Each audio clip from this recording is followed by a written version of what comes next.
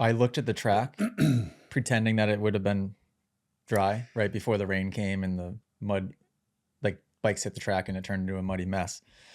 And I looked over to Allie, who was the trip winner, and everybody else that was with me. And I was like, man, I can't believe it's been 2 full years now since I've touched a supercross track. But I go, my memory of it is so vivid. I could go out there without even a sight lap and jump right back in. Well, here's what I picture you doing, and I guarantee you I'm not wrong. You start to look at the track, you look at the conditions, you look at the riders, and then you start to see what in your head you think you can and cannot do.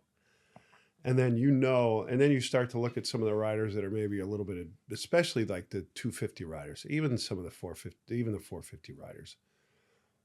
You start to think about what you already know in your head and like, oh, he should have done this, he should have done that. There's certain things that you know that you can execute on to kind of gauge where you're at now mentally in your head versus what they're trying to physically execute on the track.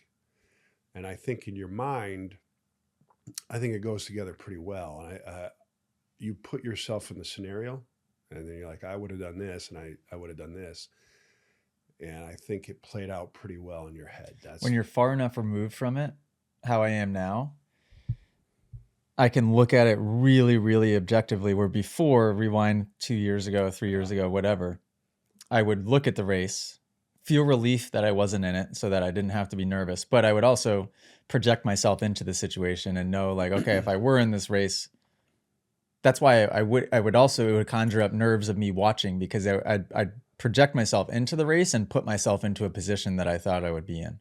yeah, Maybe a not so good position. Maybe like the bubble in the LCQ, or where I was right. actually physically at that time.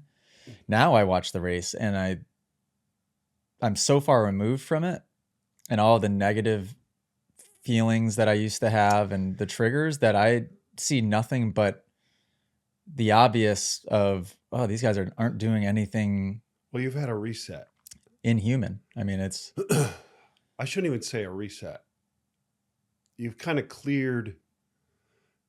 You've redetermined like how you're going to do things moving forward. So that erase that allowed you to move past or move on from some behaviors that kind of kept you paralyzed in a lot of ways.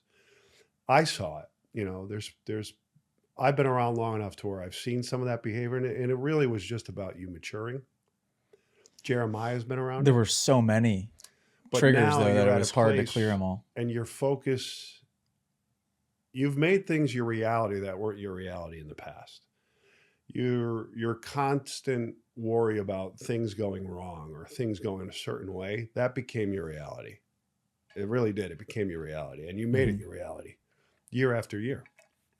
And I think that you've done so much maturing over the past 3, 4 years, probably mostly the past 3 years, where you've kind of moved past it. I don't. That's why I don't think I would call it a reset. I think you've had growth moments that have allowed you to put that kind of in its place, learn from it, and then just kind of establish a different mindset with yourself moving forward. That's why when I see you go back to the race, I think it gives you a great opportunity to where you think in your head, you can take it.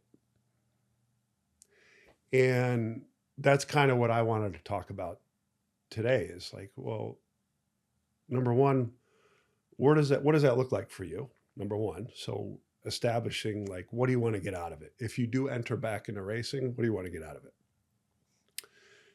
What's it going to take to make that happen?